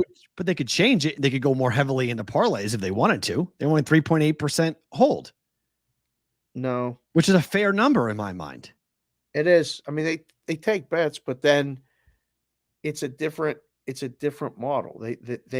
You can tweak the odds on straight bets and different things. You can fix your futures to hold less and give you better prices, and then you can make your parlay prices worse. You can do all these different things. If you don't have people playing with you, you could have the best price on planet Earth and it won't matter. So now, how do you compete? Marketing. Well, we talked to Jeffrey on Friday about some books that didn't want to invest in the marketing or tried to invest in the marketing and try to be in the same lane on the freeway as FanDuel or DraftKings. A lot of them decided last week, or will decide in the next couple weeks, we ain't doing football season because we can't compete. So those numbers, that number, it's an amenity. That's literally, can you imagine being looked in the eye and told you're an amenity? That's what you are in the sports book. But FanDuel, DraftKings are not, though. No. FanDuel and DraftKings are not. ESPN Bet has Penn, so they have brick and mortar. BetMGM has MGM, brick and mortar. Caesars has Caesars, brick and mortar. Bet Rivers has brick and mortar. Correct. There's only two on this list that don't have brick and mortar yet, but they don't have it now. Correct. So that you would make sense why they are so dedicated towards pushing parlays, same game and whatnot. Yes, and they're trying to get everybody that they have. And I don't besmirch them for doing it. My question is, why does the public keep betting it? They're fun. They're fun when you have money. People like to risk a little to win a lot. Story's old as time. But why didn't Vegas do this then? If that's, they tried. Why didn't it work? And people were too smart. They do it with parlay cards. But people don't do parlay cards here much anymore. They do it the South Point. Talking about the parlay card business is gigantic in Nevada. Gigantic. What's the average person who does it? Age? You'd be surprised. You would be surprised. It's 40 plus. There's a lot of people that are younger than that. A physical card. They go to the South Point to get a physical card that Chris puts out every morning to go ahead, and they're under the age of 40 for football season. I can't wait to watch this because I've seen this. I've done it. I did it with Chef Benny. Chef Benny and I were at the South Point. Him and I both grabbed parlay cards. We were the youngest two people there doing it. Yeah. Oh, and I'm over the age of 40. I'm 47. They're easier to police now. Sure. But there were people that, they're running parlay card. It's a business. Mm-hmm. Well, that's the bookies. That's what I mean. I knew old people in Boston. That's all they did. That's all they have to do. Oh, thank you, Deuce Daly. Both, there we go. 2-0 on that day. Very nice. Little 2-0 start to the day for me. 6 minutes to go in the third. Deuce is watching the Olympics. 20.5 points, over 5.5 points, doubled it up. Before we even get to the fourth quarter, we hit both of those prop bets today. That's good. It's a good start to the day. Vegas has 2 million people, but now 3. So it's a old select people live group here, of though. people that bet on a regular basis that live here. A lot of people come here and do parlays. They type them at the window. Oh no, I know they do, but cards. but our whole percentage is not anywhere near that because they leave. The parlay business doesn't stay. Okay, they don't stay and continue to do it.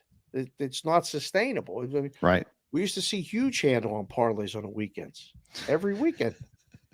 What is a parlay card? A parlay card is a fixed piece of cardboard paper, whatever. Back in the day, the guy used to print them out of the printing press. Back in the day, they still do it. Allegedly, they still do it. And you physically fill it out, bubbles like a college test or a high school test, a Scantron, dating myself there. Yep. Color it in, hand it to the ticket writer. They put it in the machine and it actually spits out your ticket. There's no actual manual labor involved. It's great. We used to have a parlay card window at the book because the numbers are fixed. Sides and totals.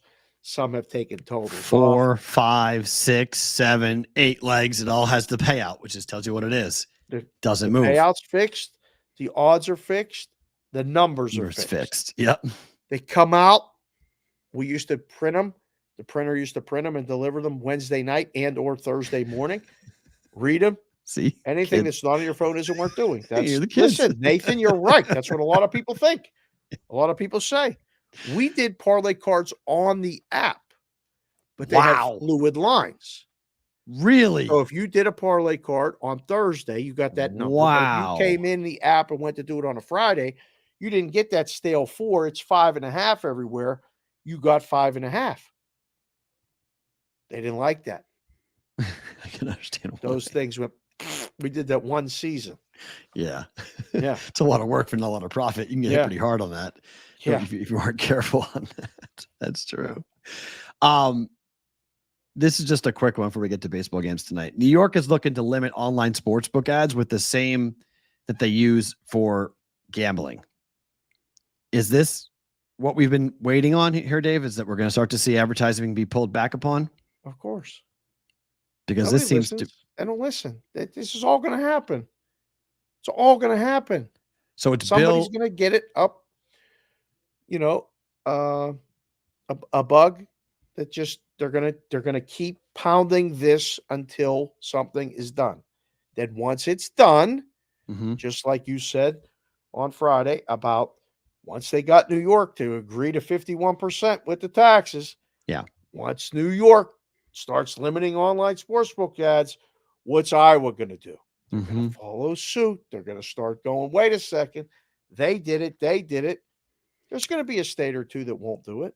So but it's coming. The bill will update section 1363 of the New York Racing Parimutuel Wagering and Breeding Law to include, quote, mobile sports wagering licensees along with gaming facility licensees.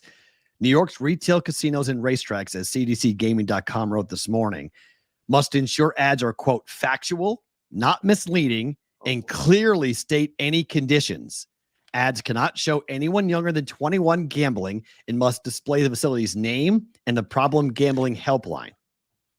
If approved, the bill would extend these rules to mobile sports books. The bill has been referred to in the Racing and Wagering Committee, which is one of the writers she's a member of.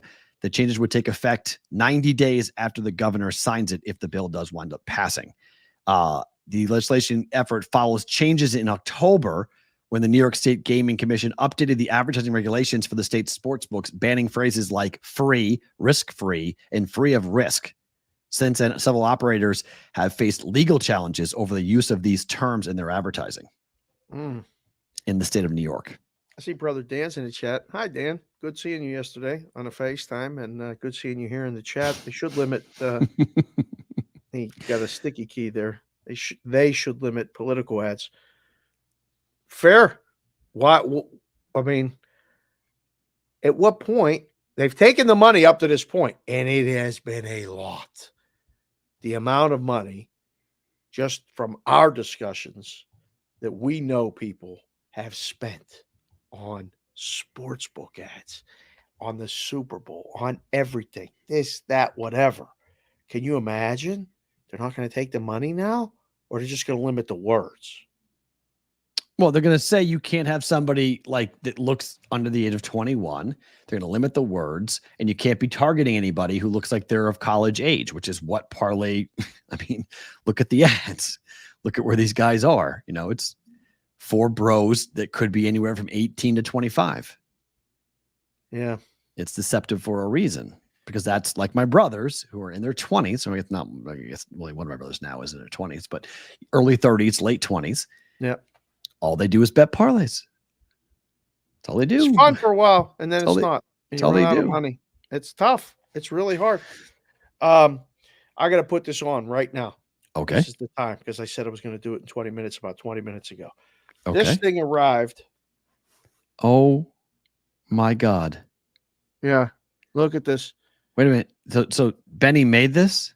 I'm assuming, because it showed up with no note, no nothing. A box with a Noggin Boss label on the outside. That's it. I open it up, and there's one of these big hats with the BVB logo on it. Oh my And goodness. I can't believe it. But yes, let me see. Dave, that is a thank you for all the effort spent on hats for me and the rest of us. Appreciate all the hats. Happy it came out good. It didn't come out good, Chef B. It came out great. And it does look like from Spaceballs. oh, 100%. It does. It does. The logo, next time we need to make it bigger, because it looks like a little logo on a Big ass hat. But it fits, and it's nice. It's going to keep me shaded when I go outside. You're So going to wear that out. I might Oh wear my. this for a week straight outside. Are you kidding me? Somebody poor asked me daughter. if I wanted to wrap the van in the yeah. BVB. We should do that. Sheravan being wrapped. Absolutely. With all that places that we go and all that other stuff like that. Oh, So yeah. yeah, next time we go to the book, we're going to have to take this hat. Will Kendall wear this hat? No. I don't No. think she will. No, I don't know. Wow. I She don't wore know. the last one. She liked the last one a lot. She did, but it was a Super Bowl hat, which I have over here too. See, like you can see how big the logo is on the Super Bowl hat for comparison's sakes. See how big that logo is? It Mhm. looks bigger. So it doesn't look as It's crazy. wider, but yes, I see what you're saying. But so BVB, Noggin Boss, lid. Hello. Unbelievable, Chef. Hat Unbelievable. tip to you, sir. Unbelievable. Outstanding. Yeah. Look at the size of that thing. That's awesome. So it's big. It's big. It's not Holy even mo- heavy though. Holy mother. Yeah, no, it's Holy not heavy Mother at all. Sports Avenger. Yeah, no, they're nice. Yeah. Oh, they said they didn't let him adjust it. It was one side patch for the custom hat. It was one size. Oh, He couldn't adjust it. So okay. he was told he couldn't do it. So That's why. Okay. that's on them. Oh, that's fine. That's good. No, Dogger Boss guys are great. We had them on the show at the Super Bowl here in Vegas. Covey, which Turner are we talking about? There's a lot of Turners in baseball. Which Turner's getting traded to the Mariners? It can't be Trey Turner. No. Right. So which Turner? For who? The Blue Jays? it? They're playing right now. That would look normal on his head. Uncle Dan, it might look normal on your head. He got a big nugget, 7 3/4. That's a big head. That kid has. Yeah. All right. Games today. Yep. Heel, Wheeler, Yankees, Phillies. I can't wait to watch this. This is Wheeler, is it not? Give me the Phillies. Oh, yeah. Give me the Phillies. Short home favorites. Wheeler at home. Let's go. I don't know. They're going to bet the Yankees. They already are. There's a couple places it's down to 130. Wow. 132, 133. I don't know. It makes perfect sense to bet the Yankees, right? They just looked great in Boston. They come down to Philly. What a catch by Springer. Sorry. I think Philly's an under. Philly's an under. The under worries me a little bit, but yeah. I like the Phillies. I don't know about the total, but I like the Phillies here. I was proud of myself, Dave. This is so I was watching about to tape the juice last night, and I'm like, the Pirates are minus 162. Holy crap. The Pirates are 162 against on Houston the road. On the road. On the road. And I'm going, I like the Pirates today, but no way in hell am I going to bet this right now. I'm going to wait, and I'm going to let everyone come in on Houston, and they've driven this thing down to 130. Yes, sir. It's a 30-cent move on Houston here. Yep. Is that to get the number to a more reasonable spot to then come back and bet the Pittsburgh Pirates? When you make the overnight number too low with Skeens, it goes up, up, up. By the way, your daughter's one or two moves. Your daughter's not a fan of the hat. Just FYI. Are we serious? This is Kylie. Hi, Kylie. She's not serious with the hat. All right. Yeah, we're serious with the hat right now. We are. We're wearing it. Yes. This is a BVB lid. Yes, this was in the box while you've been out partying all weekend, celebrating your 21st birthday. Boozing it up or whatever the hell you were doing. Gambling. She had the full Vegas weekend. That's gonna be my favorite. Phenomenal. Thing today. That's your dad. That's your dad. That's right. Tell him, Bombi. The number usually goes up two limit plays. So now, based on the results and what people bet, you start it up there and take the limit plays coming down, which is what happened. Because I saw it 152 last night. I had 162 last night. 162. Boyd Fandle here in town. 162. Yes. So they had to get the money last night to know, all right, we can't make them minus 180. So 140 is probably the right price, right? 130 is good. I don't know. Skeens until further notice, but he did lose his first game ever. Just to make it a trifecta, I guess where we had your brother, we had your oldest daughter, and now your second oldest daughter. Who got that hat for real? Chef Benny. Yes. Yeah, Chef Where's Benny. Kendall? Get the whole family in here. Where's Kendall? Put Kendall in here of all three. Is she in there too? I don't know. She's not yet, but just boost the numbers. They're probably all watching it on one thing. Everybody get on your own device. Let's go. We need you watching the show. Told me over to, this week. Buccos refused to hit for Skeens. You're right. That's why the only play in this game is one under. It's the only play to make in the game. Under. I mean, Bloss is not good. That's my only fear. Is this kid is not good. Well, that's the hesitation, right? That was the pause. I mean, it was like all three games he has pitched, it's gone over so far. Right. He's young. He's really inexperienced. He's the first game was 14-11. The last game he was on, I think it was 8-6. Like every game's going over. It is scary, but I'm on the under. Pirates had another dead under yesterday. Until Arizona. Until extra innings. No, it was not. It was 2-1. They scored on the top of the night to make it 2-2. And then there's 7 runs scored in the 10th. A 4 and a 3. Like, you want to talk about a donkey kick in the nuts. Look at this. Okay, Nick. Look at you. Okay, here we go. You know that Paul Skeens has a .86 ERA. Vanity, Nick. The opposing batting average on the road is 135 opposing batting average. He's given up 3 earned runs in over 30 innings worth of work, and we don't know what. I love that. Woo. Okay, Nick. Go ahead and tell me why. Because if you're right, I'll give you a tip of the cap and say you were right. But the numbers would tell you you're dead fucking wrong. Well, we almost did it, Will. We got all the way to the end. We almost did it. Sorry, Will. Listen, no vanity, Nick. You Aaron, against certain teams, I'll give it to you. The Astros are the second worst team to the over on the year this year. Second worst on the year. They had a good series against the Dodgers over the weekend. They swept them. No, 2 out of 3. No, sorry. 2 out of 3. 2 out of 3. Yeah. Yeah. Job saved. Job saved. Listen, today, yes, for at least this week, for sure. Appreciate you, sir. Skeens will be exposed. Well, Nick, you can talk about me exposed. Well, so wait. So no, you'll see tonight. I don't know if he'll be exposed, but I think what the Astros will take pitches. Okay. I think they'll try to make him work every batter.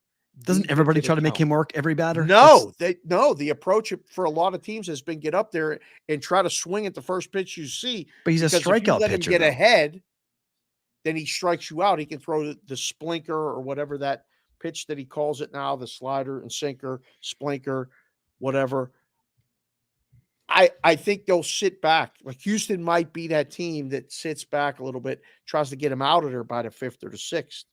I mean, he's been going deeper into games. No 8 in the 3rd, went to the 9th, first time in his career, last start. Like, so, that's what I mean. That's why I like it. They're going to let him go. I don't know. I have a hard time seeing that the Astros lineup is going to expose Paul Skeens. There's other lineups that are out there that I might listen to, not the Astros. I mean, their offense can be as anemic as the Pirates can. At times. I mean, the numbers say it. I mean, they need a bat. Bad. And they know they need a bat. Yeah, going against Skeens after his first L is scary. I would agree, Eric Conrad. Yes. It's going to be fun to see the lefties in the Astros lineup go against Skeens. Like Jordan Alvarez may hit a ball 600 feet tonight. Or strike out 4 times. Or strike out twice, maybe. You know, I don't know. But if he gets the right count and gets the right pitch, he's going to hit it to the back of that.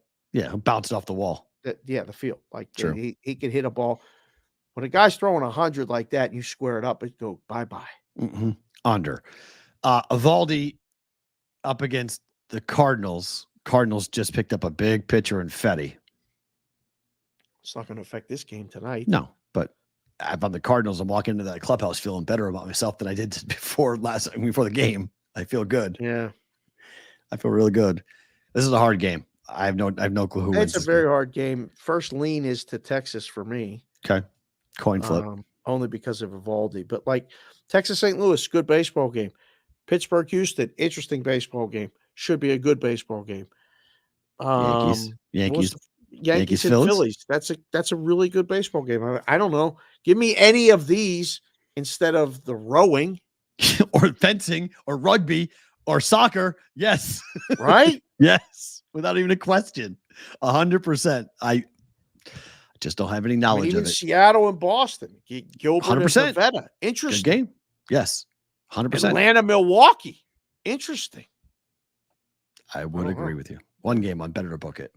Ooh, hey, fire.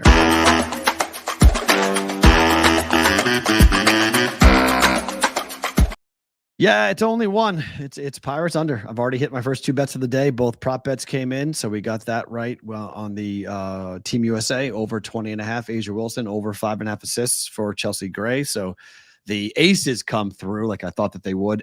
There's a decent bet. I forget which book had it up, but will Asia Wilson set the scoring record for women's basketball in a single tournament? It's possible. She's going for it. Yeah. Yeah, she's going to score. Oh, wow. Are they losing? Is Team USA losing? I made the right call there, didn't I? Getting away from that game. They're not. It's 80. Oh, no, they're winning. It's 86-62. They're totally pulling away. Okay, they're going to cover the 22. I was going to say, like, come on. You can't be. Losing.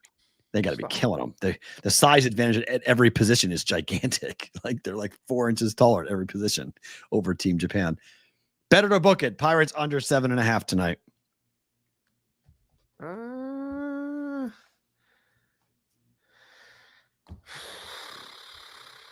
What if the Pirates break out? That's possible. 100%. That's why it's scary. The kid, Bloss, is not good. I'll give you that. He is not good. They scored all those runs late yesterday. I'll say book it, but hesitate because I'd like. Are you seeing the numbers with Paul Skeens on the road? Over. I know. 2-1, 1-0. Yep.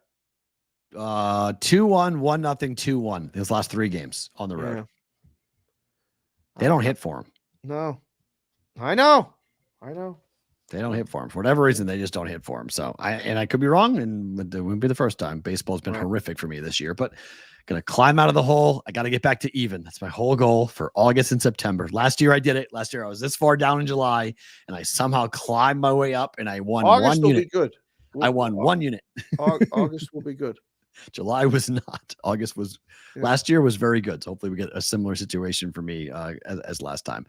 We will do favorite thing about today and bonus time. If you guys are watching live on YouTube and Twitter, don't move. We got more with bonus time coming up. If you guys are with us on SiriusXM or on Sports Grid, thank you for watching. Back tomorrow. Bonus time starts right now.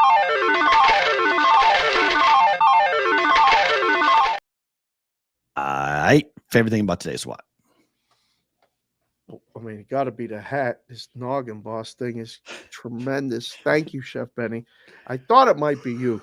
It's great when you get these packages with no note, no nothing in there. And like, the kids go, who could have sent you that? I'm like, despite your efforts and your beliefs, somebody actually thinks the show is good and cool. And what me and P-Roll do actually kind of fun. So that leads me to my second favorite thing about today. This weekend has been a whirlwind. We did a show Friday, up and back, same day, which we can do. If you guys want us to come and do a show, we can talk about getting there, doing a show, doing all kinds of things, whatever.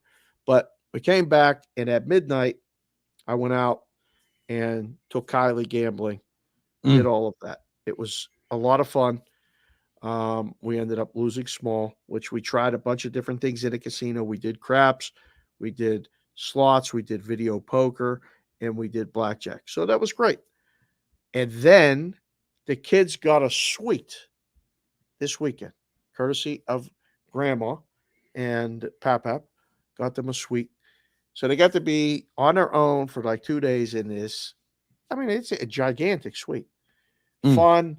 An experience with a bidet that we'll save for the family stories someday.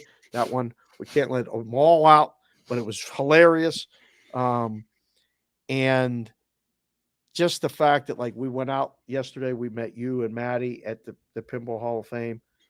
It was a lot of family time over the weekend, and it's one of the things I think that make us, one, accessible, but two, real, is that no matter what anybody tells you, and no matter what you're doing, and your job is the most important thing, yes, to get paid so you can spend time with your family.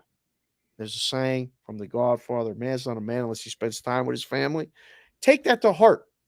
So I really spent some time with Jess and the girls and AJ. My niece is here from South Carolina because she's a month older than Kylie. Take some time and spend time with your family when as much as you can, because before you know it, they grow up and you're left. It's like you and a dog and these big ass hats.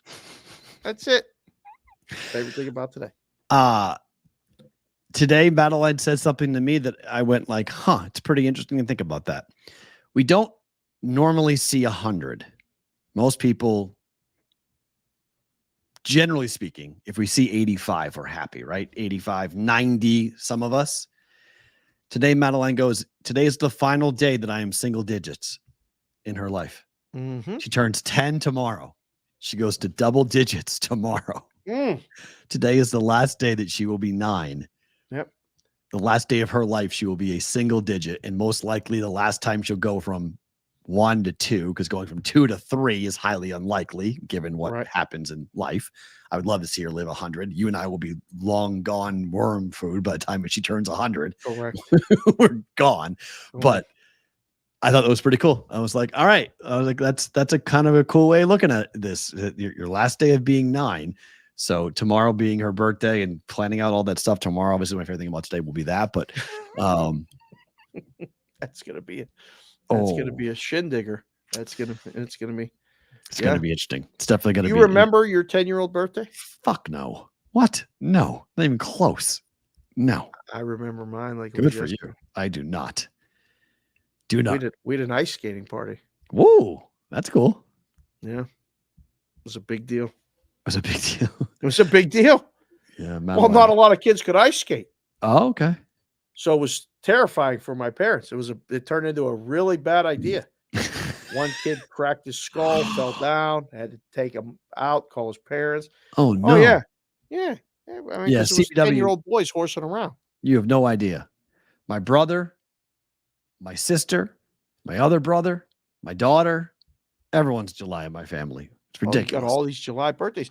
Shout yeah. out to CBW, by the way, who shares the same birthday as your daughter. Tomorrow? Yeah. Oh, right. Happy birthday. Yeah. CBW, our news hound. CBW, we got to put you on the payroll. Matt and I were talking about it while we were in Reno. We were at lunch. He does such an unbelievable job of tagging us for different stories. I mean, he saves the research portion 100%. of the show a tremendous amount. And, you know, I've offered you a hat. That's all I could offer you right now. And if you don't want that, then, you know, we'll buy you lunch or dinner or something if you come out to Vegas. And we will get to Saratoga at some point. Toga. Have you been? No, never been. Heard amazing things. So, oh, wait. You said no, Kylie's birthday. Oh, shares a birthday. Okay, shares a birthday with Kylie. Kylie's the same as him. So 27. The 27th. Kylie's was the 27th. So there you go. She was 21 on the 27th. You want to talk about a milestone, too. 9 to 10's big. 20 to 21. You got nothing. Oh. Guys, thanks for being here. We appreciate you guys hanging out with us on a relatively quiet week. We love the brigade. We appreciate all of you heading towards what's going to be. That's hysterically funny. That thing on backwards is awesome for the PPB. He's Dave. I am Matt. We'll talk to you tomorrow for another episode of the Bostonian versus the Book.